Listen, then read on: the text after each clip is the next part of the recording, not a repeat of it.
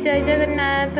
तो आपण मैंने जानी ना काली सावित्री होता तो काली सावित्री जेहेतु होता आम तो उपास करूँ ना तो आज सका कौन खाइबा बोलिका सेटा देखो भाविला बेलू कहले ना आज पखाण ही खाईदेवाटा ही बेटर कहीं ना काली उपास थिला खाली पूरा फास्टिंग थिला किसी भी आम खाई नी आज से आज पखाण भात आलू चकटा जो पाग करते पाग करके आज पखाण भातटा भलसे खाइबू तापर बढ़िया से निद लगे खाई सारे पर जो माँ भौणी मैंने खाई आज सावित्री बासी पखाण भात खाई तो मत निश्चय कमेंट करके जनइबे।